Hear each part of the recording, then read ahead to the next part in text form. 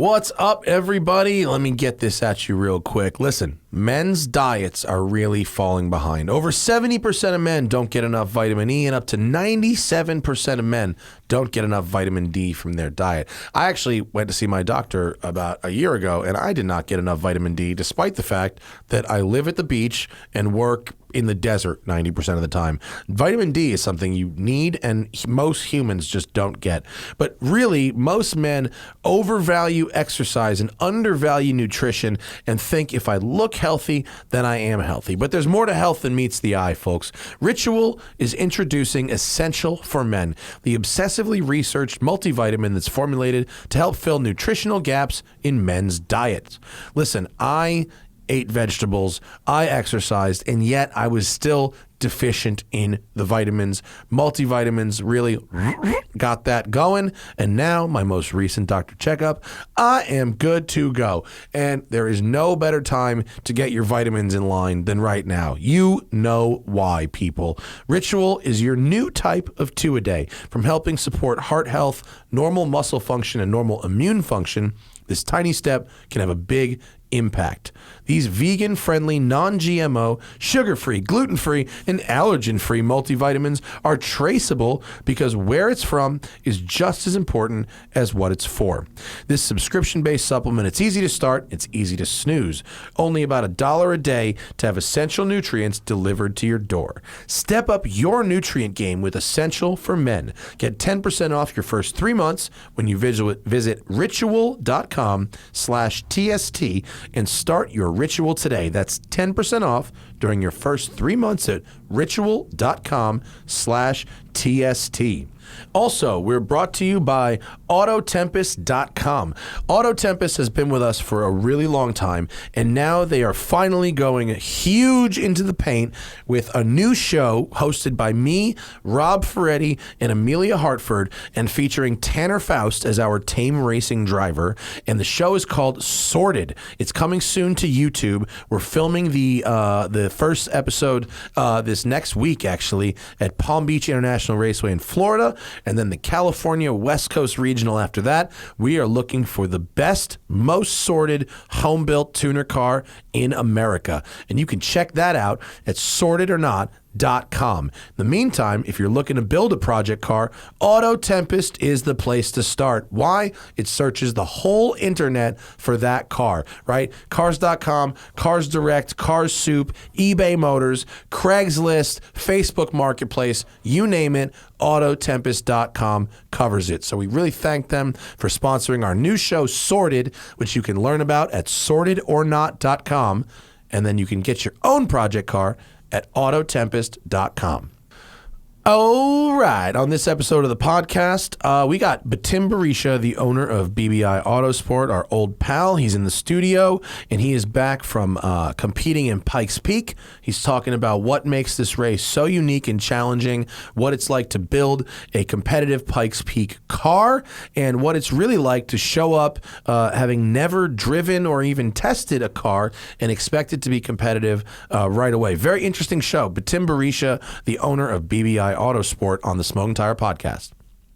I think GM is stepping in pretty heavily because they have $2 billion into that company as well. Yeah. So, hi, Betim. Hi, Matt. Welcome. How are you? Welcome to the new studio. Yeah, this is awesome. Mm-hmm. This is it's nice. It's very nice. But thanks for the Pikes Peak swag. Yeah, absolutely. Looks good on you. I hope it looks that good on me. Oh, it's gonna look way better on you. You know why? Because I need the black to really to shrink it. You're looking pretty trim. We're working on it. Yeah. I lost 16 pounds in the last year. Very good. Damn. Yeah. Yeah, Guy Fieri, when I was at his house, told me that, dude, you're really good at your job. We got to get you a better fitting helmet. It pinches your cheeks in. And I really liked my helmet. It was brand new. Homer Simpson is painted on the helmet. I was like, fuck. Yeah. But it's supposed to pinch your cheeks, skinny, though. So that, No, it really is. Yeah, You know, even if someo's real thin, if they have it on, Yeah, my helmet looks like this all the time, too. Yeah. You know? Yeah, he was thinking about TV. Yeah. A TV helmet shouldn't pinch your cheeks. TV helmet's like, it's like basically a football A helmet. helmet that's designed to save your life should probably pinch your cheeks, but not a TV helmet. No. That's not doing a fucking thing.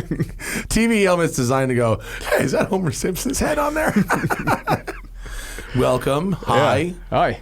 How did you spend a whole month in Colorado? You know what? I did. It was back and forth, but Pretty much from the 4th all the way till the 2nd or 3rd of September. I don't know why I think about I forget this every year, that people who are involved in Pikes Peak racing spend the entire fucking month in Colorado. It's brutal. It's amazing. It's awesome. It's an experience that, but it goes by quick, and it's intense. What are the in-between days like? I mean, if you're flying back and forth, the in-between days are flying and working at the shop. That's it, yeah. What is the car just parked somewhere and everyone goes home and then they come back again? Typically, or I mean, if you're sorting cars out, you'll stay a week, you'll work on it, you'll go testing, So I was flying back and forth, but then so we did that for the first test. We were there for there was a Friday and a Sunday test. Mm-hmm. So then we took the car out that Thursday before that to shake it down, get David Donahue comfortable in it, and we've never even seen the car. It's never turned a lap. So came in, they did that. I was actually in. Where do you go? You rent a track? Yeah. So they were at High Plains outside of Denver, and then that was Thursday. Then Friday they were up on the mountain. I wasn't there, but Jeremy from the shop was there. And then I flew in Saturday morning. We tore the car apart, spent 18 hours on the thing, and then got it ready for Sunday practice. What needed doing for 18 hours? Suspension. Oh. Yeah, we really, that's what we primarily focused on that car, is getting the driver comfortable on the bumps. Mm-hmm. So. Because the road was bumpier than expected? Yeah. This the frost heaves kind of. As we're later in the year, you get because usually it's April, late right? June, yeah. Okay, and now it was late August. Okay, yeah. So the temperature swings, were greater, so a lot more heat. They were melting out in certain areas and then creating a lot more bumps. And so we were just chasing that. We knew what we had to do. It's just we didn't have much time with the car, never really seen it before, and so then we just got after it. What do you do? I mean, what do you do if you've seen your racetrack and you go, okay, I need this this track, whatever, way bumpier than I expected. What can we do? So this is how it happened. Friday, they went up to the mountain. The car was basically stock. He came back shaking, he's like, I can't drive this fucking thing. And he was truly discouraged. We're looking at the car, and what is the car? The car's a Porsche. It's a 2020 GT2 RS Club Sport. Okay, so stock meaning Club Sport stock from delivered from Porsche. Yeah, untouched, turnkey. It's a weapon out of the box. Okay, she's a little heavy, a little stiff, just not really built for the mountain, but a great platform to start with. So it made our job easy. Okay. Yeah, and then we just went after the suspension, and so that was that Friday. Came back white knuckling. Sunday he came back. As he came back down off his first run, you could literally, you're talking about your cheeks, you could see him just smiling. He just got out of the car and looked at it. He goes, "What did you guys do to this thing?" He goes, "I could put it anywhere I want now." I was like, "Good, now we got a good starting point," And he was like, "I think we're all going to make a good team," because I've never worked with David Donahue before. We competed against him last year, and so it was pretty cool to, navigate this with him and with Jeremy doing the engineering, and so we ran the team pretty tight. You're talking about a $500,000 plus factory Porsche track car. Why is it so bad out of the box at this task?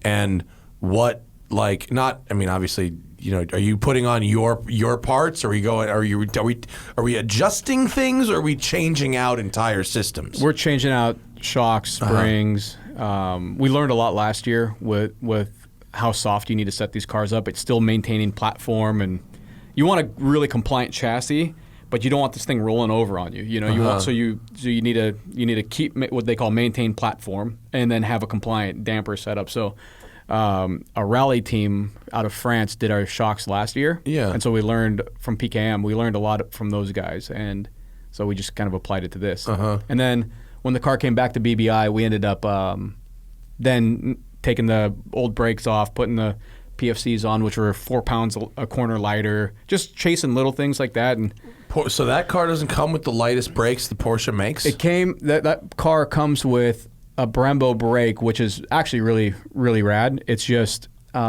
we found with PFCs we can run a lighter rotor caliper combo and still get the brake torque that we need because it's not an endurance car. So, like I said, right, because it doesn't actually have to last all that long. Right, Yeah. and like I said, it's a $500,000 car that's a great canvas, but you gotta tailor the suit for the project. So we just had to tweak it a little bit to make it really. Yeah, but I wouldn't think like you said that David Donahue called it undrivable. That's at the speed that he wanted to go. I guess. Yeah. Well, the road was really bumpy. I mean, that car. Most people that buy that car are probably taking it to a normal track day. Club nice track and smooth day, track, smooth yeah. stuff. And I hadn't been on Pikes Peak. I think we went up it 6 years ago when we were on Rally North America. Yeah, 15 maybe. I drove it in a minivan on this trip, and I was like, these bumps are significant in that they are very short but quite tall. It's that like it's not like a long roller.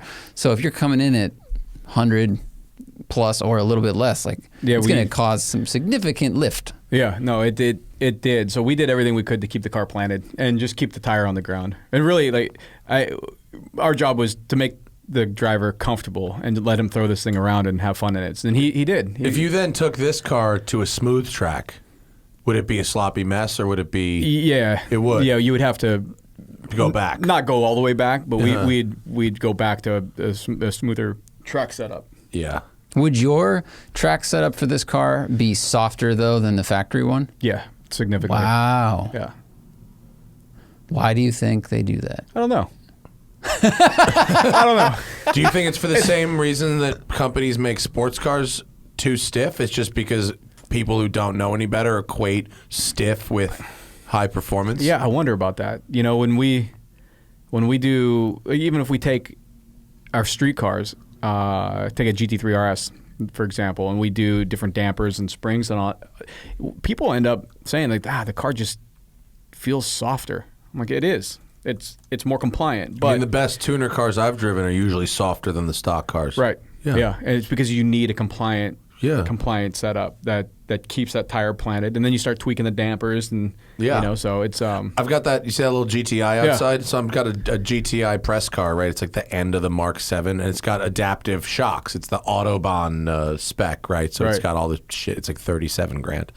And I drove it on a bumpy canyon road this morning. And if you put it in sport, it gets like bouncy and it starts hopping. It can't maintain a contact patch over like a negative G. And then you put it in comfort, you can go exactly the same speed. There's no change in pace, except it's way more civil doing it because the suspension is allowed to move. Right. It's so dumb. And that's... I'm almost wondering, is every track in Europe like as smooth as this table? Because that's, you know what I mean? Yeah, they're better than ours. Yeah. Certainly better than the tracks in Southern California. Yeah, so we have a GT2 RS at the shop that we call it our VMAX car where we do top speed stuff. And we bought a set of those Manti dampers from their car that was like a 640 at Nürburgring. Yeah. Put it on the car, and I was like, this is undrivable.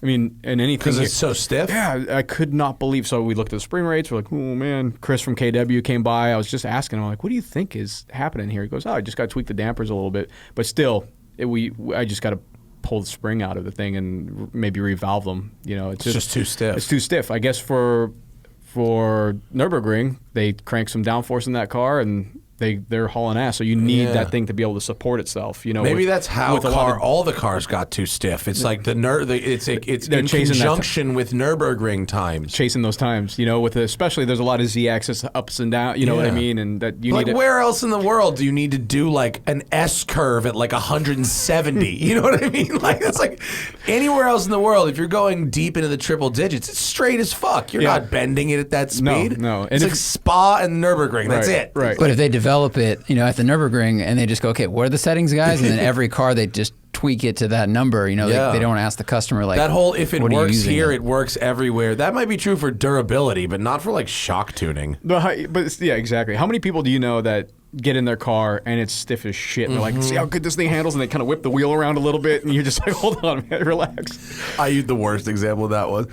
I used to have a friend back in the day who was a Civic guy. This sweet guy. He meant well. Of course. He didn't know any better. Right. He had a naturally aspirated, 1.6 Civic hatch, whatever, little engine, 100 horsepower. Right. And when he would drive it really aggressively, he would jerk the wheel back and forth as if to mimic torque steer, but he was doing it. And I think he saw it in a movie somewhere and thought that was what you were supposed to do. I love it. Yeah. Between gears. The car didn't do that. Yeah. Like you could drive it with your knee. That was really bad. I love it. Oh, that's awesome. I'm sure we've all been said, oh, they meant well, like growing you up. got a friend who turns off traction control every time they get in the car, even if they're going to like lunch. Yeah, 100%. What are you doing? Well, this fabricator I know, he crashed his motorcycle and screwed his ankle up, and he was in race mode with no TC, no ABS, and got into. I was like, wait, race mode. You're commuting on his bike. You're fucking commuting. So I mean, sometimes you can't help yourself because there's certain companies where their powertrain tuning is like terrible unless you put it in the race mode. Yeah. And then it's like, all right, well, DSC, it deactivates on it. But like, I have friends, and I won't name names, but you know who the fuck you are, who go through at the button presses and turn off, it gets in the way. Of what? What traction do you plan on breaking between here and dinner? Right. Because I need to know when to get the fuck out of this car. Cause now I'm scared. I got my nice shirt on. Right. Yeah, like, what are you doing? It's like Jack Baruth, his article. If you're seeing the TCS light on come on in the canyons, you're just going too fast or doing it wrong. Yeah. I mean, I make all these videos. Who said that? Jack Baruth. Oh yeah, that makes sense. Yeah. Yeah, if you're getting into ABS or traction control in the canyons, you're probably not driving well. Yeah. You're probably too close to the limits. Yeah, right. And that's not what the canyons are for. Yeah. Everybody says the canyons are supposed to be like this relaxing. We're going to push the car a little bit, a little spirited drive, have some fun. I go on these canyon drives sometimes with people. I'm like, I'm out. Can't go. That's why I drive by myself. We're going 10/10s right here. Yeah. I'm done. That's why I drive by myself early. I was up there on the mountain in the dark this morning. Yeah. I watched the sunrise. It was actually kind of lovely. Nice. Smelled like a barbecue. Oh. It was the first day back in the forest since the fires. Right. So you could actually kind of see a little bit. But it smelled like a cool, barbecue. But the group drives. No, because every time I'm on one, somebody's got something to prove, whether they're in front of me or if I'm cruising, I'm going to suck them in. Like I don't do it. That's why. That's why I don't do it either. I'm like, you have nothing to prove to me. Just chill.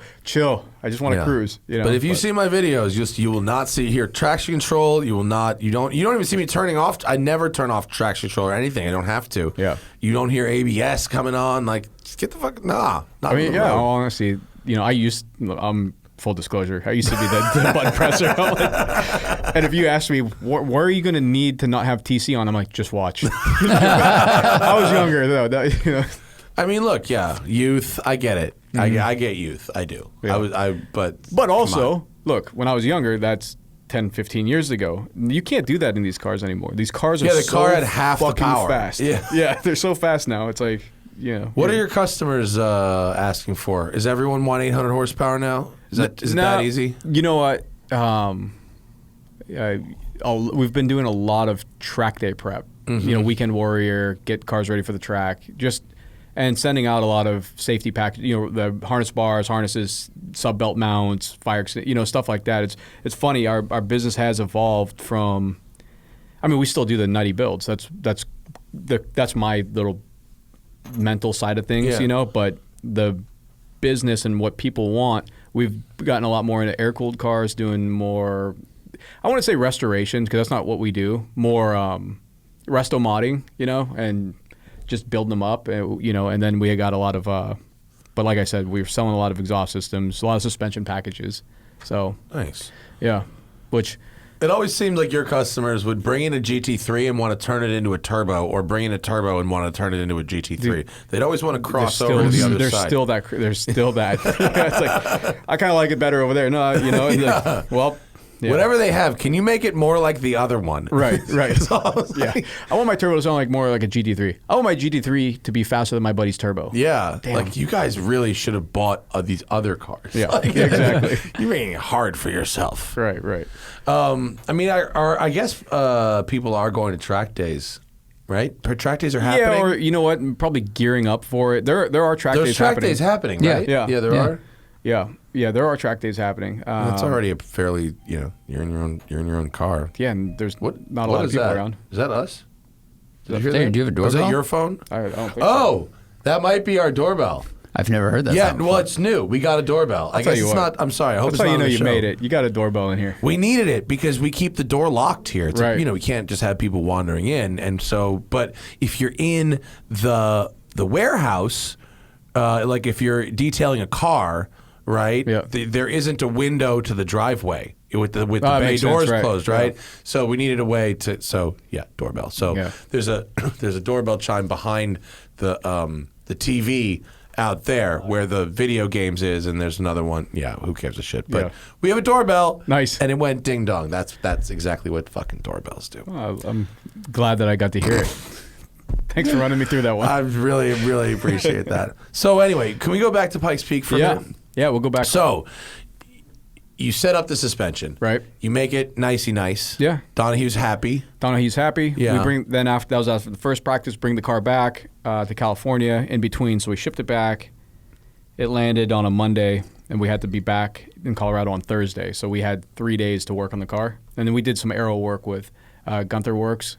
They so I brought him a bunch of parts. I said, hey, I need these bigger. So we need because the air's thin. So you need I brought him a bunch of parts and said I need these bigger. Like what, wings? Front canards, the dive planes. They made us a huge front splitter that goes all the way under the front of the car, which worked out really well. And then we actually. How interesting to see a Gunther Works sticker on a water-cooled car. Right? I know that's a little interesting. Yeah, Good so- dichotomy there. Yeah, I called Peter up. Yeah, and Peter's the guy for the carbon. If Yeah. you need the carbon on the fly, Yeah, that's what you No, got. and he came through quickly. I mean, real quickly. And then Did he trade you for that sticker? He goes, I'll do it, but I want a sticker there was- on the nose. there was still some business to be had there. Yeah, no, but it was a good partnership. They answered quickly. They were good. We did a little bit of a rear flick. I don't know if you could see in one of the back pictures that sits on top of the deck lid, like just accentuates the ducktail. Did a computer tell you that you needed that? Or Yeah, it did. A computer told us that we needed, and what really told us was David. When we did some Aero Work to the car, so we mixed this stuff called FlowViz, so you can we didn't have enough time to really validate everything, so it was just like, what do you make the Aero more, so then it sounds dumb, but we No, but if the air is half as thin, right, you got to make you got to make it work better. you got to make more wing surface, right? Yeah. That makes basic sense, I think. So the dive planes, we had them actually blocked off in the front, walled off, and one of my buddies from Tesla called me and he said, "What are you guys doing up there?" And I said, "Well, he goes, "What I mean, like, why do you have that blocked off?" I said, "Well, I don't know if we were going to have front aero, balance, rear. I just needed some extra if I had to open things up or what we can do." So we put FlowViz all over the car, which is a dye in, like mineral oil. There's like 6 things you can get from Amazon. You mix it up real quick and you just drop it all over the car. If you look at some like Formula One testing, half of the car looks like a glow stick. Like you drove through a paint splatter? Yeah. Oh. Yeah. So we were starting to So watch. it's the same as like the string technique from back in the day, but it just stays. Yeah, except it stays. Yeah, and so How do you spell FlowViz? I want to see what that looks like on a car. That's fucking genius. well, it wasn't my idea, but yeah, I used it. So that diffuser, that diffuser you see there, we actually had to kind of lower it a little bit more, but the air was staying laminar to it. It was what you were looking for. You wanted to see everything move in the right direction. So it was pretty cool to mess with that. It was a very low tech way to do it. And what we did is, so when we had the dive planes up front blocked off the canards, we were up at the top of the mountain, and so he had 2 runs with them open and 2 runs with them closed. And he could. This might seem like a dumb question. How do you block them off? Oh, you block off. You see the side support? Yeah, you just literally You wall block off. off. Yeah. Oh, yeah. Yeah, and so we did a back-to-back with it set up that way. And what is the side support actually doing there? Well, I've never seen that connecting multiple canards like that. Yeah, the factory bumper is plastic and it's thin, and when it the OEM canards looked like they were trying to pull through, and so we just wanted to support the outside, and we backed them up on the inside. That of it makes well. sense, And yeah. typically a canard isn't meant to add downforce; it's meant to create more turbulence on the side of the car to help evacuate the air from the wheel well. Oh, really? And that's the idea there. So so is it more like to create negative pressure in the wheel well or to cool brakes? no, well. All Or of it. both. All of it. Yeah. So it creates negative pressure by creating vortices down the side of the car. And what that ends up doing is is help it evacuate the wheel well because you don't want high pressure in there. So you get brake cooling and you get lower pressure in your under the front of the car. That makes a lot of sense. And no bullshit. When we taped them back on, he's like, I picked up a push after third gear on a couple of the right-handers, and he goes, I had to wait to go to throttle all the way, and we took the tape because we windowed them out and then taped it closed, and when we opened them back up, he's like, so it is doing something. Something, yeah. Oh, there's the FlowViz. Yeah, there you go. Oh, wow. So it looks like you're doing CFD, but on an actual car. Yeah, and that shit is hard to clean off. Yeah, it looks like someone. I bet It looks like someone threw a paint can at a Red Bull Yeah. F1 car, Yeah, but right. it doesn't gum up. I mean, on that, like, isn't it going into the intakes or anything? No, it's not thick. It's a pretty thin, Okay. very low viscous kind of fluid that you mix up with linseed oil. If it's too thick, you do some tests with the droplet, and Cool. It's super basic, but but that's awesome. But they validate on track because a wind tunnel doesn't give you real true dynamic testing. It's just it's pretty neat. That's very cool. Yeah. I didn't know that was a thing. That's awesome. No, I love messing with little things like that, and I was just geeking out. Did you ever do the strings also? Oh yeah, I did the strings. Yeah? But in all honesty, I wanted to do the strings on the car, but then I'd have to have so many cameras on it to watch what the strings are actually doing. Right, that it's probably right. screwing up what I'm after. No, So- the fact that the FlowViz stays, Yeah. that's the whole thing. Yeah. Yeah, because otherwise you need a tracking car or like mad telephoto lenses or Right. something. Or yeah, exactly. Yeah. But it's pretty. I'd like to do the string on a car though That'd be one fun. day. I think that'd be fun. And just you know what? It's crazy. You do that, you track it, and you take a picture like this, and then you can do a comparator, and then you do something else to the car, and you watch all the other strings. Like it's pretty neat. Yeah. Well, I use, I'm a sailor. Yeah. And so if you're a sailor, you use these things called telltales, which is a piece of yarn just like that, and they're on opposite sides of the sail. And so depending on whether the telltale yarn is either just sagging like limp or whether it's kind of erect, Right. going straight back, or whether it's flapping wildly, that tells you what to do with the sails for optimum aerodynamics. So give me an example. If it's flapping wildly, So you've got them on the inside of the sail Right. and the outside of the Yeah. sail. So if they're on the inside, if the ones on the outside of the sail are straight out and the ones on the inside of the sail are flapping, you want to trim your sail in. If you trim your sail in, they should to the exact right degree. Right. They should both be inside and outside. Should all be facing straight out. Got it. And if the outside one then starts flapping, now you can let the sail out a bit. That's cool. And if they go limp, your sail is just let out way too far, and you need to start trimming. It's just like way off. Right. Yeah. Wow. See, that's Yeah. same exact principle, right? It's totally It's just the same exact watching thing. what the air is doing, Yeah. and how the whatever it's a fender or the airflow or the sail itself is affecting the passing. Yeah. How the air passes. When you want it to flow evenly around both sides of it. It's very cool stuff. yeah, no, that's awesome. I like Yeah. that. So how when you're just like, okay, now these canards, Yep. now they need to be downforce and not just turbulence creators. So how do you know where to add rigidity? Well, it's just like I said. It was a little backyard. Oh, okay, we're yeah. just like, throw the wall on the side of it and box it in, and then when we opened them up, we just scribed the inside line of the canard because the canard isn't a wing. A wing needs a cord, right? It needs two different profiles on the top and the bottom. A canard's more like a spoiler. Yeah. And it's designed to take the air up and spill over the edge of it, and that's the natural roll of the air will create a vortice on the side of the Is that car. the difference between a wing and a spoiler? Yeah. A spoiler spoils, Right. whereas a wing has a flow. Yeah, anything with a distinct. Almost anything could be a spoiler, right? That's when you see Sticking your hand out of the car could be a spoiler. right, or you see like NASCAR. They always called the rear deck spoilers, and then when they went to the wing, where it's actually a profiled cord, then you see that it's called a wing because it has an aero effect of low pressure and high pressure separation, and so. I've never actually considered those Wow, the yeah, terms me really neither. being different. Have you? No, whenever I see a canard, I just assume it works the same way. It Yeah, just jams the front end down and causes more downforce. No, it looks like it would do that. Yeah, Right. and that's what it looks like. But that's why a lot of times you can take a car and go 170 with a canard on the side of it that's just double-sided taped on, because its job isn't to its job is as the air starts to roll up, it just spills off the edge of it. Remember Remember the 2000 Mustang Cobra R? Oh yeah, with the enormous air dam on the front of it. Me and Rob Ferretti from Super Speeders did the Bull Run rally in one of them, and we went cross country. So we're in like the middle of Texas or somewhere, right. And this thing went 385 horsepower. Yeah, we started opening up, right? When you got over like 105, the front end would just vibrate like crazy because we thought we were like, oh, is a wheel out of balance? Like, what the hell's going on? Is the drive shaft like? What is it? You'd bring it back down, and it was like almost like an on-off switch. It was an exact speed where it happened.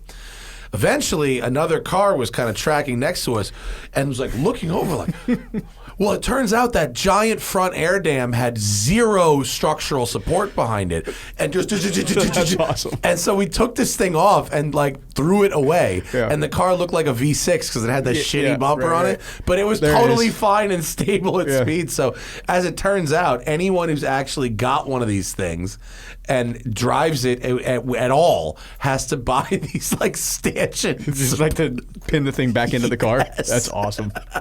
It's totally unsuitable for high-speed driving out of the box. I love it. Very dumb. Man, I used to love that car. Yeah, right? Yo, but I drove this one a lot. What a fucking disappointing. I mean, you want to talk about a car that is just all kinds of disappointing. That's every bit of it. Yeah. Yeah, a car that vibrates and you go over 105 but has no air conditioning. Yeah. Especially when all its marketing was like, this is the race car. This is the race track AC, Mustang. Yeah. AC delete, front fascia delete. Yeah. No, I'm going back to the '93 Cobra R. If we're talking about Cobra Rs, I think that's probably the one to have. That's the goods. Yeah. Yeah, there you go. So that's a really nice like ribbon drawing. Pretty much looks like I drew that. Pull that up to the. It's competing in gymnastics floor routine. We've got the canard for this Skyline. Like I don't know if that's a Group C car or what the fuck it is. JGTC car. Yeah, it's a cool looking awesome. front end on the R34 though. Wow. Rules. Yeah, but yeah, it's showing the air making little curly cues after traveling. That's a good visual though. There you go. Canards work on whimsy. That's what that looks like. Yo, speaking of Aero, I was talking with Spike and Zuckerman, and they were looking at these prototype shots of what looks like the next GT3 or RS with a top mount wing. Yeah. Have you seen that? Yeah, it looks just like our Pikes Peak car from last year. Do you think that's something the factory will go with on a production car? They're good. Seems awful excessive. It is. Is it? I mean, we were just talking about the Senna. Didn't that thing look excessive? It's like $1.8 million. I understand, but I think if with efficiency and the Senna has see-through fucking doors. The excessive has gone out the window. Right. But I'm thinking they're looking for efficiency and downforce with low drag, for the street car. If they're gonna continue to make it better and better and better, instead of they're gonna have to look everywhere. It's what are the real benefits of a top mount wing? So the most of the work of a wing is done on the bottom of it, so you want to keep that air as clean as possible. So having like metal mounts with bolts through them and uprights is probably not the idea. It just dirties up the air too much there, and it makes that portion of the wing inefficient. And so the top mount, the principle behind it is to keep the bottom of the wing clean. And the craziest one I ever saw was the mount came from behind and grabbed the wing like this. Forward? Yeah. And that was horrible. Who was on that? I don't know, but then I'm like, I'm just trying to picture it in my head. It looks terrible. Horrible. But then I was thinking, well, you got a wing, almost looks like the front wing of a F1 car just sitting, there's nothing obstructing it. So yeah, I was like, maybe they're onto something. Like remember like the wings? Oh yeah, the giant high front wing. I mean, that's just crazy. Christian Rado had that on his the Scion. Yeah. Okay, so but you've still got stanchions that do disturb, or are you just able to do more with the post now that it's not actually attached to the wing itself? Right. Yeah. So it gets rid of the hardware. Those stanchions, typically they go through the air pretty cleanly. And if you look at that picture of that 992 GT3 RS, it looks pretty trimmed out. Like ours on last year's Pikes Peak car, we actually bullnose the nose of it, and then Did you? bevel the back, So we You made it like a little knife blade? Yeah, it was a knife blade. Yeah, Yeah. If someone crashed and had to survive in the woods, they would remove. Yeah, you that can to, go carve. chop You can go whittle yourself. You go murder a coyote. Yeah, with murder a that thing. coyote and whittle yourself a log cabin with it. So, Well, if the old supports go through the wing or the air pretty well, was the big problem that because they were always like a lattice structure? The interface. Right. So if they had just made those solid, No. would that have been as effective? No, it's not so much the lattice structure, but it is the way it mates to the wing. Got it. That interface Literally there. the bracket. Yeah, the bracket with the hardware, and it becomes. So every little piece counts, right? It's racing. I guess that's where we're going with it. Yeah. Well, I mean, It's very true. I mean, if you do a lot of little shit, Yeah. it turns It out better to be be a true big is what result. you get yeah. paid for. Everywhere, yeah. I just it's. Let's talk about practicality here for a minute. How many times do you think that wing is used for downforce versus how many times is it used for breakfast? Breakfast. I think it's 6-to-1 breakfast to downforce. I'm with you. And Yeah. so I lament the loss of any wing that can no longer be used efficiently for breakfast. We've just deemed it useless. like I think I'd rather have a sports car that had just a table. Right. It folds out of the hatch. Yeah, what if there was someone should make an attachment? Is there one of those terrible catalogs for Porsches like there is for Corvettes? No, but we Is should there make a one. Mid-America Corvette catalog for Porsche? Yeah, where it's we can called get 000. Yeah, where we can we could get the chrome taillight bezels, Yes. the shade on the rear window. Oh my God, that's Yeah, amazing. some new body kits. Yeah, huge. The chrome It'd actually taillight be- surrounds. That would be Yeah. a really fun Photoshop project if someone parodied the Corvette catalog And put- with Porsche stuff. we'd have to chrome the wheels out funny. and put big fender flares on it, but with the stock wheels in there. Yeah, I like it. Dude, if someone made one of those that was really convincing, I'd love to have a full-size poster of one of the pages. I bet it would be hysterical. I'm thinking now. This is good. I think you're onto something. Get a Mid-America Corvette catalog Yeah. and apply those design principles to 911s and Ferraris. I like how I saw what did I see? The reverse light billet / license plate frame Oh, yeah. that held the exhaust up or something. It's all one Yeah, unit. yeah. It goes around the exhaust pipes and then up. It looks like a chastity belt. Yeah, the guy's probably like, "Honey, look at this. They've nailed it." Some people have no idea what we're talking about. When you buy a Corvette, somehow you're entered into this database for life, Yeah. where you receive this catalog of some of the things that they sell are practical, like battery tenders and stuff like that. But then just a host Here we of go. the tackiest garbage. There's the license plate The frame. brake That's duct solid. screen. There's the stainless Yes. steel lettering. There's redundant badging. You can get all kinds of redundant badging. I really suggest you buy a Corvette and then get an extra badge for the fender that shows your displacement. Right. You need the that. stock Yeah. displacement. Yeah. Get an LS3 badge for that Corvette. I really recommend that. And a V8 badge. Oh, there's the rear bumper, the rear bumper screens with the little piece that goes in between the Yep. exhaust. Oh, it's also terrible. Oh yeah, the weird exhaust joiner. The exhaust joiner. It's so strange. Why didn't I It's like think of that for the braces. 911s?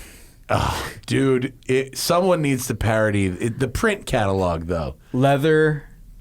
Oh my God, Mirrors. speed lingerie mirror covers. Yo, look at those leather S&M covers for the mirror. What? Leather Can you mirror imagine? cover? I'm so happy we're doing this right now. Can you imagine spending $200 fucking dollars on that and thinking that what you got was a quality product at a quality price? Yeah. That- Yikes. That's awesome. Horrible.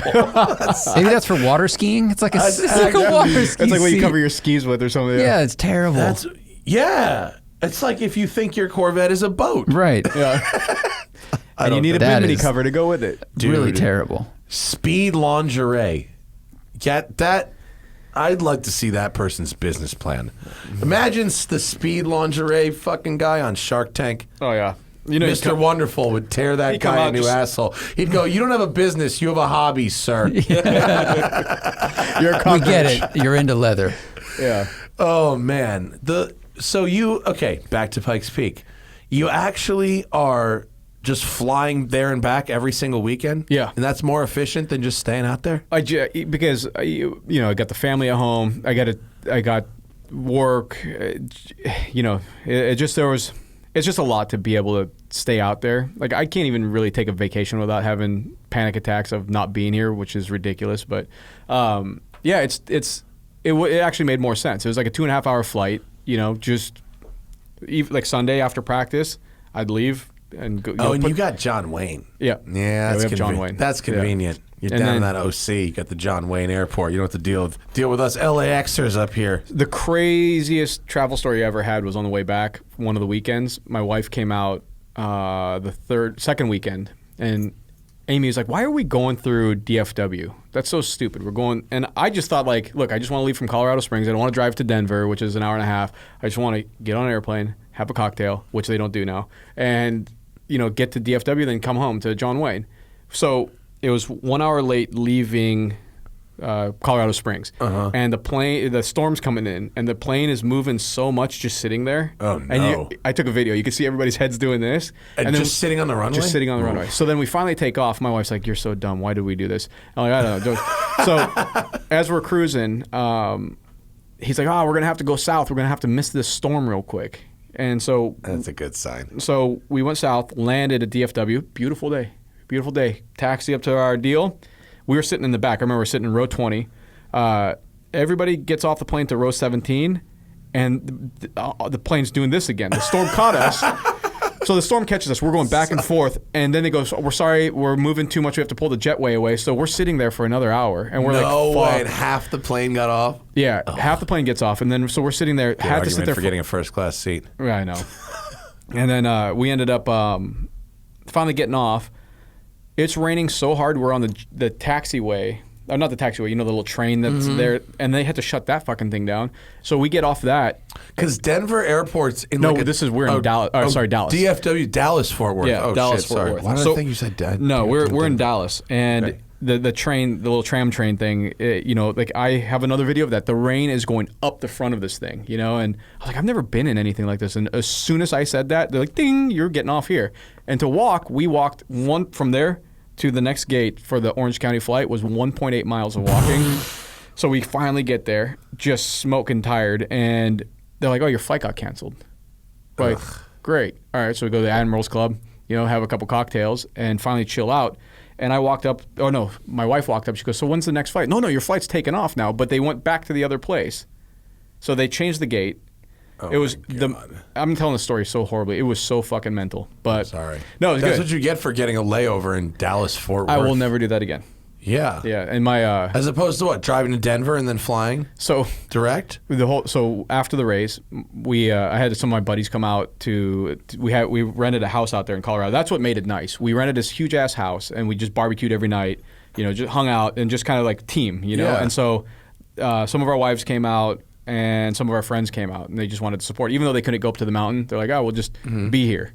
We ended up leaving, driving to Denver a few hours early, hit a brewery up, had a beer, and then went to the airport. And my wife's just looking at me the whole time. She's like, "See how easy this is? Yes. You idiot." Yes. I'll always take that extra 2 hours or 2.5 hours in the car versus the layover. 100%. Yeah. 100%. Lesson learned. How do you compare? Because you participated in like Sebring and Le Mans, endurance racing and stuff like that. Like, how do you compare a sprint race, hill climb, but that lasts a fucking month? Yeah. To, a traditional endurance race? That's a really good question. I compare it in a manner that it's a lot more taxing on every bit of the whole deal. Like we don't have garages that we keep the car in. We at the track, you're like, "Oh, it's 6 o'clock. They're kicking us out of the track. Put the car cover on it. Close the garage door."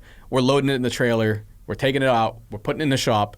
Then we're working on it. Then we're reloading it that same day in the trailer. So it's in and out of a trailer 3 or 4 times. That's a pain in the ass. Like, you're up at 2 a.m. every morning. And there's got to be a business model in having a fucking commercial warehouse at the bottom of that mountain. There you go. Race car storage?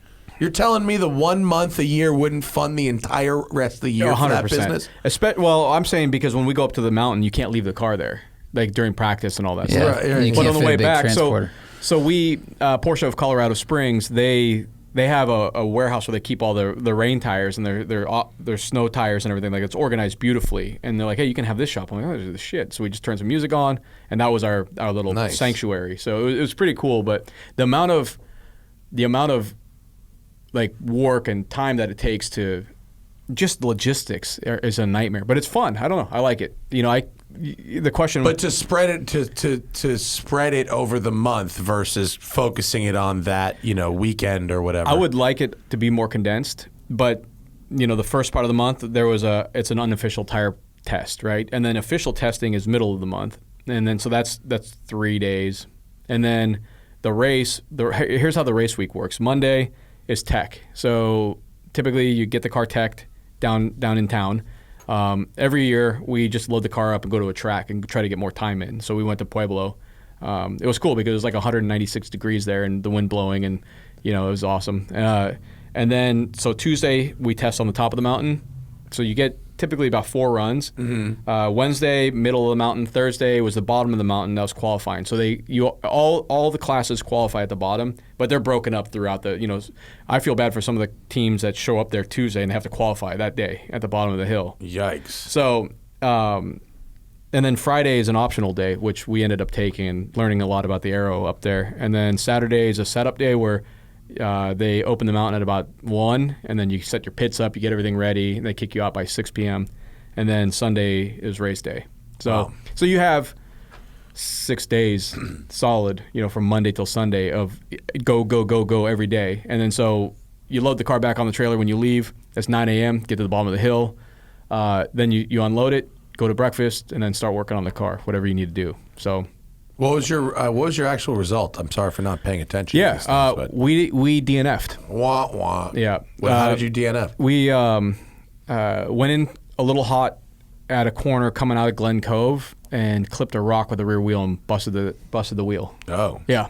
So. Bummer. DN crashed. Yeah. Yeah, but we didn't like slam into a wall. You didn't crash, but lost a tire. Yeah, and so contact was made. With an object that was near the roadway. Yeah, but it sucks because we qualified first in class and overall. It was a light year, so there wasn't any really big overall cars there, and we were on pace. You know, we had no internationals, right? Right. It's a domestic race this year. Yeah, and we ended up doing really well in our sector times. So I think we held the fastest sector time. So we were on pace to. I mean, I was already like in my head like, is this gonna be a Jack Daniels night or a champagne night? You know, and it was a Jack Daniels night. Yeah. That was devastating. But that being said, it was still the best experience I've ever had there, even with the DNF. That's good. Last year we got the record, and it still holds now. But like just how the team worked, and just it's like we caught our stride. We understood the logistics. We systematically put a plan in place for every day, what we're going to do, what we're going to achieve, and if we didn't achieve that, what we're doing the next day. So more proactive than reactive, like past years. And it felt so good to like be in, so to speak, in the driver's seat of the this event rather than, like you said, being reactive. So that was awesome, and the team gelled really well. I brought my cousin back out, him and I used to work on the Celine S7 team together with Greg Ford all back like 20 years ago. Did you hear about that craziness with Celine? Oh, with the Chinese trademarks and shit? Makes you think about any company that takes on a Chinese parent, right? It just seems... Volvo and whatever. I mean, it really does seem like when you really break that down and you look at patterns, it seems that this is a short-term gain with a long-term story fairy tale. Yeah. The fairy tale never comes. What comes is the nightmare. Yeah. And they repossess all they of just take your IP and they go, yeah, we're going to build these over here. Yeah, now. cool. And come find me. Yeah. By the way, if you can pronounce the name of the fucking city I'm in, come find me.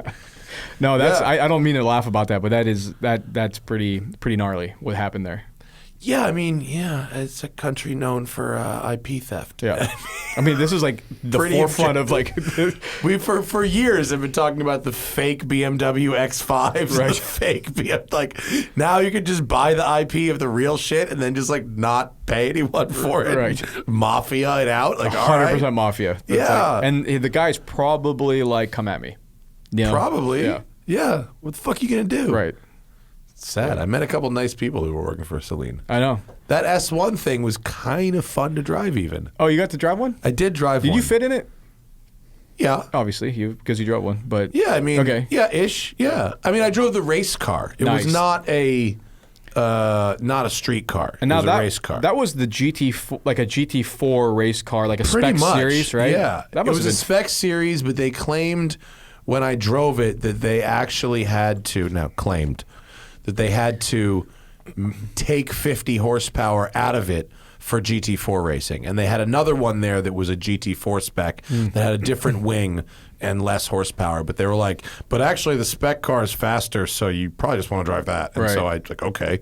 Yeah, it was cool. Nice. I mean, it was a modified Focus RS motor with, like, I don't know if it was X-Track or Hollinger or Hewland, but it was a sequential gearbox and quick steering and decent balance. It was cool. Nice. Yeah, neat little car. I was excited to see that because it's taking on that lightweight approach. It doesn't have to have a big V8. Let's go. No, it was cool. Yeah, I like that. It was cool, but, like, honestly, though, I'd probably prefer to drive either a Cayman GT4 Club Sport or if you told me there was a GT4 version of, like, the Evora, that would be the shit. Right.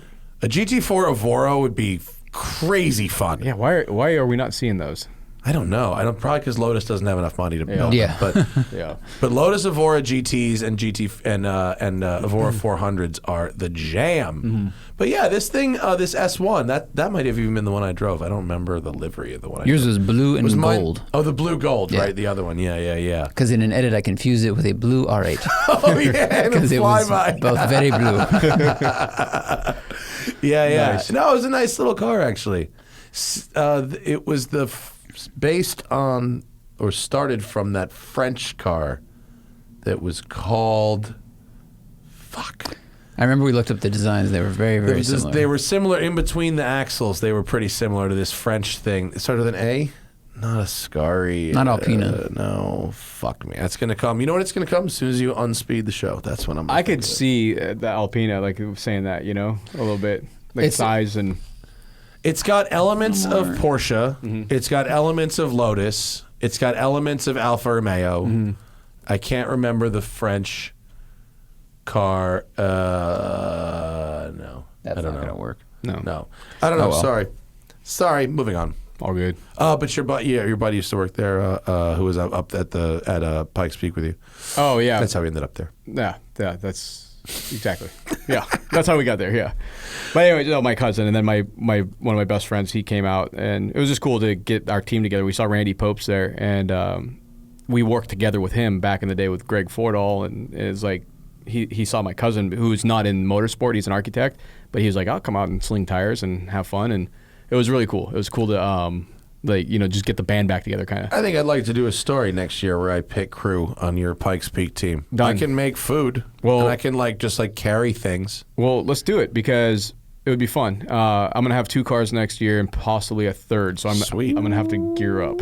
Yeah, I think I'd like to go see that. I great. still haven't been. I want to go, but I want to go with I don't want to just stand around and twiddle my thumbs. I'd like to have something to do. It's fun to be part of a team because I looked at it in a manner that, all right, if I was just spectating, because when my wife came out last year, she was like, oh, this is cool, but what am I doing here? yeah. All right, so we were standing for 8 hours, but being part of a team, you have a list of things to do, and then when you go into town, you're picking things up, going out to dinner or barbecuing. It's just kind of it's cool, and then just trying to keep a team together in Colorado Springs is funky too. So I bet. Yeah. Yeah, I can make food. That's what I'll do. Done. I'm good at making food. Done. I I saw this guy up It's there fun. a lot. Yeah, man. I was up there every morning, I Yeah. guess. Yeah. Yeah. It's kind of rad. You get up at 3, which sucks, but once you set your sleep schedule, it's no big deal. And you watch the sunrise, and then you're kind of done by 9, with Right. practice, the event day is longer, but with Yeah. practice, it goes really quick, and everyone's really chill. It's got a really relaxed vibe in the pit compared to big track things I've been to. Yeah, and that's what I was going to touch hearing on. similar stories to Bonneville. Well, it was Bonneville, Baja, I was just talking to the guys at Porsche Motorsport about it, and Jim, he's been there, even back when I worked there, he's been there for a while, and he said, he's like, it's just how it used to be. And, you could show up, we could show up with a weapon of a car and a good driver with a U-Haul trailer and working out of a box van and still haul ass, have fun, compete Yeah. against some top level people, or it's not this big huge dog and pony show where I need the 53-foot hauler with the awning and the food and the you know, it's shit, still yeah. like it feels There's not even grassroots. like room for that. Right, but And some of the it feels fastest people grassroots. out there, like that have been doing it for generations, they have that box truck that they've cut up and turned into like a hauler. Yeah. But it's on a budget, and their car is tube frame, but twin turbo LS or twin turbo, you know, EcoTech or whatever. Right. And they're really crazy, but it definitely has more of it's like grassroots is parked next to private jet. Right. And everyone's being really friendly. Which Everybody's is rad. super cool. Yeah. yeah, and that's it is pretty cool. Do you think When you're racing against the clock and not racing against or radar and it's not door to door, you don't have that same kind of aggression. Yeah, you don't, but you still have the pressure because you know, you're not door to door. You know, we're not racing in the pit, so we're not focused on quick pit stops and strategy that way. With you get all that work done. Like literally, the green flag goes. You're like, oh, my work's done. You know, it's like we push the cars here, we're out, and you still have the camaraderie with the teams, but you're still competing because we're after the same trophy in essence. So. You know, it was cool. It was like speaking of 000, they had a 2RS Club Sport out there. Yeah, wasn't David Donahue was driving it. David Donahue was driving that, and then Zort was driving the 935. Yeah. You know, so it was cool to compete with those cars to see where we stacked up with them. how were you compared to the 935?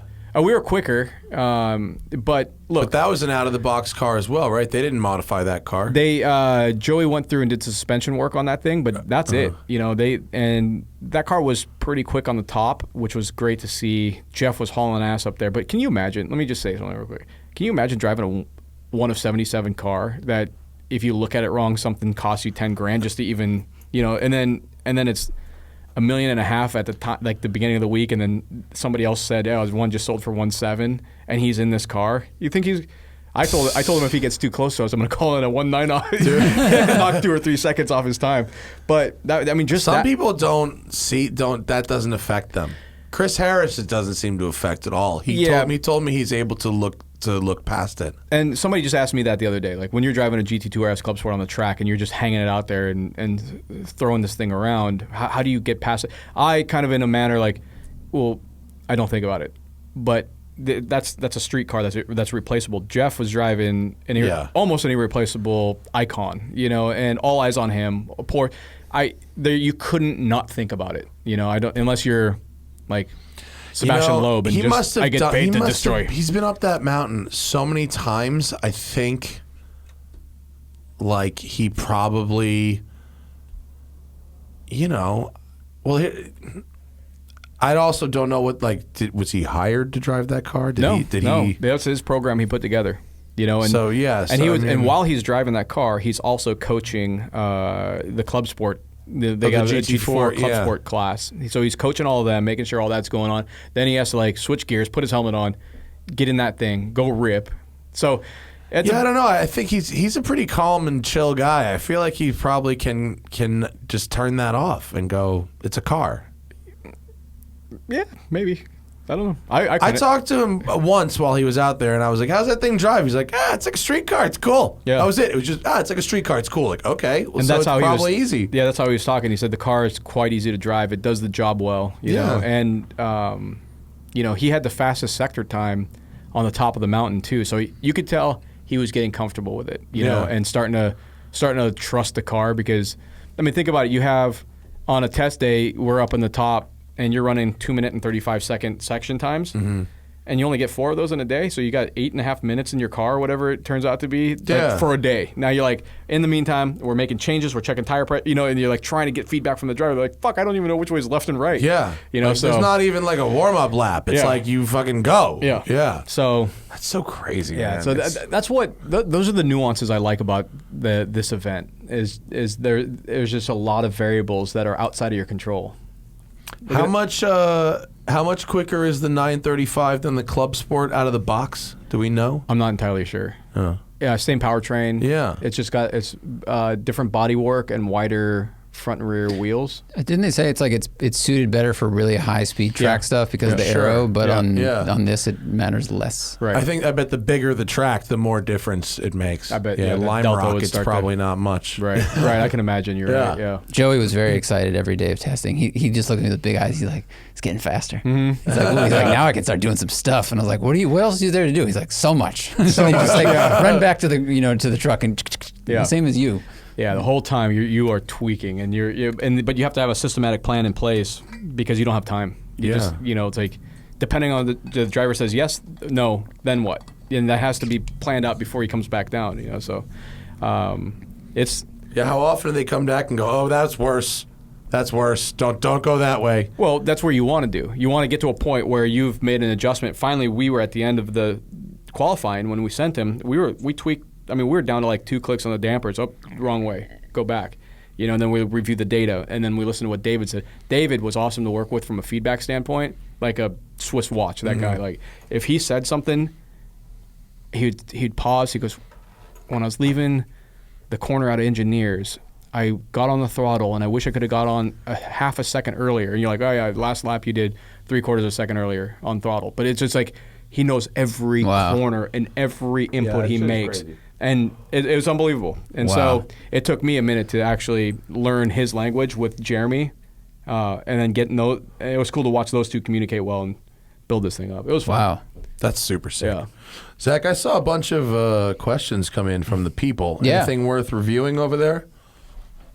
Before we...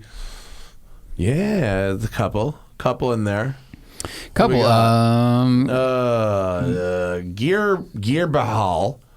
Since the new Cayman GT4 / Boxster Spider 4-liter is a punched-out 3.0 TT without the turbos, how bad of an idea would putting the turbos back on be, Betim? Well, I mean, it sounds fun, but you'd have to go back inside the engine and do all the things that Porsche did to make that 4-liter work well, normally aspirated, and revert back. So you make the internals heavier and fortified so they can take the boost, lower the compression, things like that. But could you run that displacement with the turbos effectively, or have you thinned out the cylinder? No, you can. Is it a stroke or crank? Stroke and bore. Oh, okay. Yeah. So it can be done. Yeah. Okay. Yeah, but you're still building the internals. Yeah, we're building a twin-turbo GT3 RS engine right now from a 2019 car. So, but that's a different 4-liter. It's a different 4-liter. Yeah. But the general architecture of all Porsche's new engines on the 992, all with the GT4, like what that gentleman was talking about, they're all based on the same layout. Right. So it's very modular. You can go back and forth, and you can do some part swapping, but a lot of the times the blocks are machined specifically for that application. Oh, okay. Cool. And sometimes they'll put a different oil pump in, or All right, Zach, what else you got? Can Betim give us a rundown on the street legal GT3R they were building for 997 Turbo Cab? Yeah, that's the car I was just talking about. That's an insane project that's blossomed into something that's a technical and engineering nightmare, because meaning like it's every little thing has to be thought about. You're boosting a car that for what we're working on right now. You're putting boost to a car that didn't have boost before. So now how do you maintain vacuum brakes without the because typically you're either pulling vacuum from the because the turbo cars have a mechanical vacuum pump. Oh, I don't know. And the NA cars don't. So we had to address that. I mean, just every little thing you can think of. It's like this building. It's full of 1,000 things that you don't think about when you go, oh yeah, this looks cool. This is a great idea. Let's do it. Yeah. So my Joe, he's the customer. He pushes us pretty hard from he's like, I want this, this, and this, and he's not a type of guy who likes compromise. So everything has to be thought out. Yeah. And as the project evolves, it just keeps getting bigger, and so but it's a cool car. It's going to be bananas. And actually, that's what I want to enter into the the thing. Yeah. I mean, it's a privately owned car, and it's it's his car. Yeah. We're trying not to have too many obvious shop cars, but at the same time, it is his car. Rob texted me today, and he's like, I don't know if this home built thing is a good idea. 2 of my top 8 have already told me they were broken. That's awesome. That's awesome. That's why I don't like fucking home built cars, including my own. They don't work. Well, that leads to someone said, but Tim, outside of Matt's Mustang, what was the most misguided thing you've been asked to build for a customer? And have you ever had to stop a build? That Ultima? Yeah. That Ultima turned out rad, but it was also the same thing where it started like, it had a fuel pressure gauge that looked a little too close to the fan belt. I'm like, if that fan belt comes off, it's taking that fuel pressure gauge out and spraying the engine with gas. Fuel. So then we ended up literally rebuilding the whole thing, which turned out awesome. That car is a lot of fun to drive. Yeah, but a car, it took up space in your shop for like a year plus. And the mental bandwidth. Yeah. And it's not our wheelhouse. That's one thing that I've really been trying to bring us all back in and just narrow that focus again. So no more Fox bodies. Okay, cool. Yeah, no more Fox bodies. What's your opinion on the 996 GT3? He's asking because it's the cheapest way to get into a 911 GT car, but the 996 is the least beloved of them all. I love that car. The 996 GT3 is a cool car, in my opinion. Nobody likes the look of it, but you could still have a 450 horsepower GT car, and I mean, if you just throw some good dampers at it and enjoy it, that's a pretty cool car to drive around. They're cool. I'm not that into them, but they're cool. Yeah. So, yeah. It's all right. There you go. Do you think the current 911s will be as desirable in 20 years as 911s from the past are today, or will the outdated the technology advancement make them outdated? It's a good question. I don't think they will be. I mean, I think they're still going to be cool because you look at 997, especially the GT cars, but there's so many models now. Like back in the 70s, you had a ST and a E, and then you had an R, right? Like there was not. There wasn't a GTS and a 4S and a cab and a launch edition. 7, there are so many now. And I remember, like, if you look at like a 964 Turbo S, which is the 965 Turbo S, it had thin glass. It had really lightweight. It's like they touched all of the car. Where now the Turbo S is like put more leather in it and bump the power up with the ECU. There's a few, like the Carrera T, that like that actually has the light glass and stuff like that. And that's an underrated car. They didn't sell a lot of them. Those could be, but the more a car is involved with technology, the more it can become outdated. Yeah. Mm-hmm. Yeah, in a hurry. Yeah, it's gonna be tough. Yeah, I think. I mean, I don't. And that's not a 911 thing. I think that's true across the board. Yeah. I mean, There's just more parts in the car. So, like, the more things to break, and then think 20 years from now, it's like, oh, you need part whatever. There's only 1,000 of them in the world. things but that they don't rely on like reprogram it. screens. Like you got to do Crazy shit through a sensors. touch screen. Like I don't know, man. Yeah, that's a good question. I don't think they'll be as desirable. Like I'm pretty happy that my old cars don't have like old LCD screens, like or old like not even like old fucking tube screens or whatever. Yeah, like, exactly. Yeah, whatever. Maybe CRT screens. Maybe it's because of the tech now. I mean, all the cars are so quick anyways, and the nuances are kind of engineered out of them. Like now, the appeal is some of the tech, right? And how. So I have a shop car, a 992 Carrera S, and that thing. It drives awesome, but it's not like when you're on track, it just does what you want. It's not, but it doesn't make you giggle and it doesn't make you go But your lap timing wild like a GT3 lap time in this thing.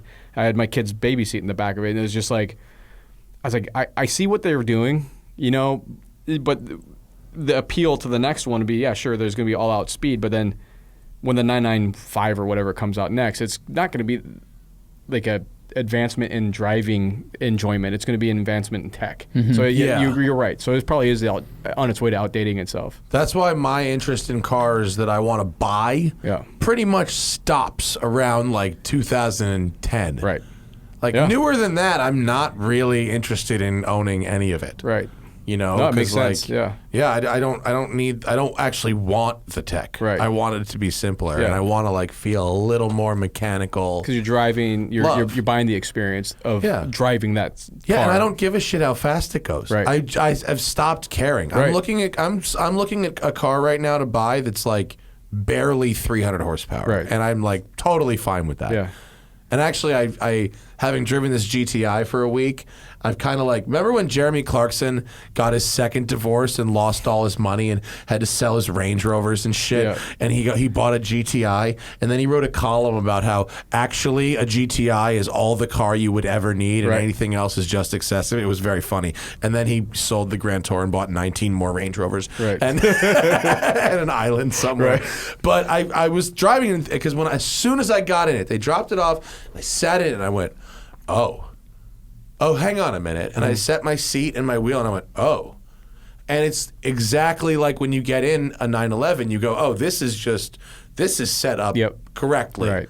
You know? You don't feel out of place. No, Yeah. and you go, okay, and this is a hatchback, but it's, when the shocks are in comfort, you go, oh, it's got kind of like a luxury car ride a little bit. Like, the engine's not that whatever, but you go, this is actually quite a bit more luxurious than I really expected for this much. Whereas if you spend that much on like a 10-year-old, like an M3 or something like that, it's you get more mechanical feel out of it, and like the leather might be richer, but it's not. Everything isn't a luxury car. Right. Right. Yeah. No, I agree. That's a good way to look at it. I don't know if that made any sense. It makes sense. It did. I might not have. I followed It's been you. a very long day. I might not have. We have 2 more questions. I was, yeah. I'm going to call it after this. I was Yeah. up at fucking 5, and I inhaled a lot of smoke this morning filming up in the fucking mountains. No, not after the mountains. I talked with the Whistle Pig guys today because we're trying to get Whistle Pig to give us basically a permanent Whistle Pig sculpture Oh my here gosh. that we could drink from. It's like And a they tap? And they were, yeah, pretty much. And they were kind of like, what if? What if after you reviewed a car, you parked it and you put the keys down and you had a nice après? And I was like, I don't know about Après that. cruise? Maybe, Yeah. maybe in the studio. Just have a Camelback with just like a Yeah, tube that runs we to can't be each drinking chair. bourbon in the car review video. Yeah, that's the bad part about like That's where cars. That's where you draw the Yeah. line. Yeah. It's weird because there's so much crossover with booze and racing and Massive. the sponsorships and all, and there is a ton of crossover, and yet. But don't you go doing it. Yeah. No. No. Yeah. Very true. But we're gonna do something where there's gonna be a nice Boss Hog thing here where there's like 100 gallons of bourbon in the office. Why is Betim back here again? Yeah. He lives here now. Yeah. Yeah. Do you think brand loyalty has any value beyond Ferrari level access to special cars? Yes. Definitely. Really? I thought we always shit on brand loyalty because brand loyalty is like. That doesn't mean I like it or endorse it, but does it have value? Yeah, absolutely. Do you know how many people I meet? They're like, I'm a Ford guy. Why? My daddy was a Ford guy. Oh, it has value to the car company. That's what I meant. Absolutely. I mean, what are they meaning by that? Meaning like, I don't know. I don't know if they mean. I took it as does it have any value to the consumer? Because some people are like, I'm only into this, and like that's stupid because every company makes good cars and bad cars. Right. But if it's for the company, in my you're opinion, I right. think it's dumb because every company makes good cars and bad cars, and because they don't typically give you any kind of a discount if you trade in one of their models versus, you know what I mean? Right. So I think he's saying if you're a Ferrari person and you buy a lot of them, then eventually they'll give you access to that special I list see where you what- can buy, the rare yeah, thing. there is that. I mean, you have to be ridiculously rich and go after, Mm-hmm. and you have to get somebody's attention by buying a lot of cars. Yeah. But I don't know. It happens at other dealers too. I mean, an Audi dealer or Yeah. a Ford dealer or whatever. I mean, if you buy a bunch of cars from them, they're going to call you when that Shelby comes in or Right. whatever. Yeah. Yeah. when that Prius C limited edition shows up. Dang. No, dude, the launch edition Supra, and you better get it because it's going to be an investment for sure. I know someone that was offered one of those and they turned it down, and we're very glad they did. Yeah, as you should have. Rob Ferretti got one of the new Supras to put in the rental fleet at Gotham. Right. Promoted it. People were hitting him up. How much? He said he got like 100 calls about it. I think it was $329 or $349 a day. Not much in the rental car scheme. Right. And this was in the first month it was out. He said in the first month it had 0 bookings. Really? He's like, I'm fucking sold The out. people, the It's people calling they have it's under- $75, I think. That's what they're looking yeah. for. And Yeah. that No, the 4-cylinder one, they'll end up in enterprise dream fleets or whatever for $65 or $70 a day. Right. And actually, at that price, not so bad. Huh. Not so bad. Are you guys gonna? I know that you said before that you're trying to keep the core, but is there expansion beyond Porsche at all, or is that product? They're expanding Porsche enough for you. I mean, they're making it hard to keep up, but we've been messing with McLarens a little bit. I don't know. I back that brand loyalty thing. I dig Porsche, and that's. Are you gonna fuck with a Taycan? Yes, I can't wait. See, that seems like that would be the next thing for you is to fuck with a Taycan. Yeah, and like Taycan Turbo S with no interior would be a fun Pikes Peak build. We tried to get something put together with Porsche for this year. COVID happened and derailed a lot of talks, but I want to keep pushing on that side. I just think e-mobility is undeniable. I mean, it's going to have to. It's just the direction that things are being pushed, and I know we had that conversation earlier, which is very true about show me first, and well, yeah, but you're getting some heavy hitters putting a lot of energy into it, and I don't think it's going to be as ubiquitous as everyone thinks. I think there's a good place for electric cars. I enjoy electric cars. I like driving them. Right. But as someone who just built a fucking building here in this city and had to deal with utilities and stuff like that, the infrastructure for this is going to be decades before you've got mass adoption of EVs. There just isn't enough flow of they wouldn't let me put more than my 2 chargers here. I wanted to put a bunch of chargers here. They wouldn't let me. Just because of the amp draw. Yeah. 400 amps. This whole fucking building, I get 400 amps. That's all you have here? Yeah. Jeez. Yeah, you got to turn the lights off. We had some restrictions. Yeah. Wow. And they probably wanted massive amounts of money to dig up a street to pull another line in, right? I dug up the street. You did? Oh, I had to put I put 200 feet of new street behind us, and I put 125 feet of new sidewalk in front of us. I don't think anybody understands the scale of this place. No one thought about that. Oh, dude. Yeah. Oh, by the way, you're going to build a cool building. You're going to spend every ounce of money you ever had, but we're going to need a new sidewalk out front. That's on you, by the way, big guy. Public Works. Yes. Yeah. Oh, man. But it's okay, because now I have did you see how nice the driveway was when you came in? Beautiful. Club Sport, dude. No nose lift, no problem. Just right in. Right in. No, I like that. We should do the demo video with that. Just drive the Pikes Peak car with that Gunther Works big lip. Splitter, yeah. We'll drive that right down the ramp. Let's do it. It'd be fun. Does that car have a nose lift on it? No. It should. I know. No, I'll drive that car down the ramp, though. All right. Is that car, you just start it and drive it, right? It literally feels, when you start it up. It's like a street car, right? Because first time I got in it, I started up, and, like our Pikes Peak car from last year, it starts up and it's like, turbos are mad and everything like that. You're like trying to clutch off. This thing, you just start up, goes, AC. Yeah, it's got AC, right? You just cruise. Yeah. It's PDK? Yeah. That's fucking great. So easy. You can't put a plate on that, right? No. Okay. Because that would be pimp. Technically. But what you got to do is you got to buy the GT2 RS, and then you just little swappy. It's weird that the gauges, the wheel, and the shifter all are just like right off of the shelf. Yeah, it's Porsche hilarious. GT2, and then you turn your head and it's just like cage, Carbon, body in white carbon. Yeah, it's cool. But they even wrap the dash in Alcantara. That's sweet. Yeah, they just want it's a gentleman's car. That's what gentle person's car. Well, that's what Club Sport really implies. It really is. It's like let's go. We're not going to go race this. No, it's a track Le day. Mans. No, we're gonna drive it around thermal by ourselves. Yeah, and just smoke my friends in it. Yeah. But like I drove when I drove CJ's GT4 Club Sport, it had dual zone climate control in it. And he was like, yeah, they just pulled the cars off the line and whatever. Cage them, and they're like, oh, that heater control system works fine. Yeah. Just, got the wires a little bit. Yeah, it was cool, man. Yeah, no, it's pretty cool. That's awesome. So are you going to send one of these cars to live up here? Yeah. Which one? The last year's car? Last year's car, yeah. Okay. I'm having the dampers rebuilt again, and then we're going to get that. So we'll get ready. that on display. Yeah. In the main room, and the cathedral room, we'll have last year's BBI Pikes Peak car, which is the actual record-holding car. Right. Not the fucking DNF car. I don't want that DNF car. No, you don't want that up here. DNF car in here. That shit stinks. Yeah. We got some unfinished business with that one. No. Yeah, I want the record car. That'll do. We'll get that on the racks. That'll look cool as fuck. Oh, yeah. Go to BBIAutosport.com for all the things, right? Yeah. For anything you want to know about the things they sell Yeah, and and do. we started our blog up too. If you look down the lower left-hand corner. Yeah. Yeah. So who's writing that? Dimitri. Oh yeah. So we've been messing around with with Are those that. TEs? Yeah, Oh, wow. TE37s really do look good on everything. they do. How about that? Yeah. I saw them on a Model 3. Oh, Pretty cool. I was gonna say that's probably Pretty looks right cool. at home. Yeah. Yeah, it was good. I was impressed. Oh, wow. Look at that. You got a cage in the back of this leather fucking 18-way Ways, power. yeah. Yeah, that makes a lot of sense. That's totally congruous. Good. Like perfect. Hey, you have to have. I can't wait for you to uninstall this and sell it as like a dealer demo. Executive owned. Right.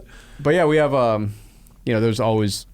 We've been trying to update it more and more lately, but You got a tune for the 992S yet? Yeah. What's that thing making on just the software? it's almost 600 wheel. Fuck out of here. Yeah, well, on 100 octane. On pump, it's like 550 wheel. At the wheels? Yes, it's Oh, is it it's crazy? rowdy. It's rowdy. Is it awesome? Yeah. Is it better than a turbo? Well, the turbo can be modified quite heavily from there, but It's got to be more exciting than an out-of-the-box turbo, though. I think so. Mitch from M Engineering is who does our like heavy lifting back end engineering. His company does tuning like nobody else. I mean, they're the ones who are doing like map changing on the steering column, all that stuff. So it's pretty cool. Is that the Mitch I know who's been around forever? I don't know. I don't know if you've met. All right, him. never mind. But anyways, Sorry, yeah.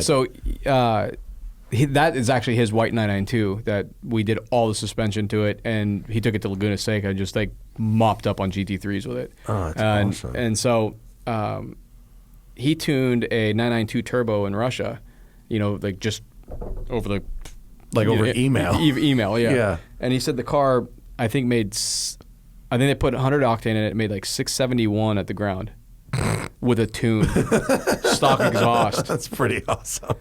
And I saw some V-Box data that showed that car going 0 to 60 in 2.1 seconds. Jesus Christ. So I'm just like, these cars are just getting They're so too fast. It's like so crazy. Yeah. So I don't know. I mean, the 992 is such a leap from the 991. I can't wait to see what the GT cars are like. Is today the 22nd? Yeah. Okay, I can say it over live. I drove the Panamera, the new Panamera Turbo S. Oh, nice. Which I have a video of. It's coming out next week. It's for the most part, it's what you expect, right? But it's not hybrid; it's gas now. So Okay. it's 620 horsepower, I think, or 650 horsepower. It's got that 4-liter. Yeah, V8, but it's the Urus engine is now back in the Panamera. Got it. And it did the Nordschleife in 728. Which is what a 991 GT3 RS did it in, and what the 992 Carrera S does it in. The Panamera, Isn't that crazy? The fucking Panamera, 4,700 Get in, pounds, kids. mobbing. That's awesome. And dude, I spent the day with this thing, it gets up. It mobs. They nailed the suspension on. They figured it out. Yeah. The little changes, and just the little stuff they did, it was ridiculous. Yeah. It's so fucking good. It dances. Nice. Rear steer programmed very nicely. Just dialed. Yeah, and like the car, like the body stays flat, the wheels are doing what they're doing, the contact patch is maintained. Yeah. It's like the best. I can't believe they're lapping that quick in that thing. 728 in a Panamera? Bananas. What? Oh, man. That's fucking crazy. Yeah. Thanks for coming in, dude. Yeah, thanks for having me. Thanks for the swag. I like the shirt. Absolutely. That's a good shirt. Can they buy that on your website? Yeah, it's on the website. And I gave you a couple support your local speed shop hats from BBI. We'll have those up on the site soon, too. Yeah, we're trying to we got yesterday on the show, it was about supporting restaurants. Today it's about support your speed shops. Yeah. Never been a better time than to have a Porsche engine built than right now. Because you need that. Yeah. Thanks for having me. Yeah, no problem, man. We're going to be talking about air-cooled later in the week with Marco from TLG. Yeah, nice. The homie, he's going to come in for some cigars and sketch. Nice. Talking about watches maybe, too. Do we have another show this week between today and Friday? I don't think so. Oh, Lynn Woodward's on Sunday. Lynn Woodward and Emmy Hall? Yep. Or just Lynn? Both. Lynn and Emmy Hall are on Sunday. Yeah, we're stacking them up. Nice. Thanks for coming in, dude. I really appreciate it. Nice to see you in the new spot. Yeah. And I got to come put me down for chef for Pikes Peak next year. Then don't mess around because what I'm going to do is I'm going to fucking call Guy Fieri and I'm going to get one of his trailer smokers and I'll go up to Santa Rosa, I'll grab that shit and we'll bring it and we'll fucking do it up properly. I just need the appropriate vehicle. Can we tow with something? What do you have that I can tow with? You might not want to take it. I have one of those Touareg V10 twin turbo diesels. It probably smells like farts. It's old. Yeah, it's old. Press It truck. smells a lot Press like truck. Yeah, we'll press figure truck. something out. 2500. Yeah. Yeah, that's definitely our show. Thank right. you for joining us, whether you're on the live audience or later. I hope our quality is up to par in the new studio. We love having you all here with us. That's it. The Smoking Tire Podcast is powered by Shout Engine. Get your own damn podcast at shoutengine.com. It's easy. All you need is a microphone, a connection to the internet, ideally something to say, and more than one glass of water. I should have had more water for this show. Bye, everybody. See ya.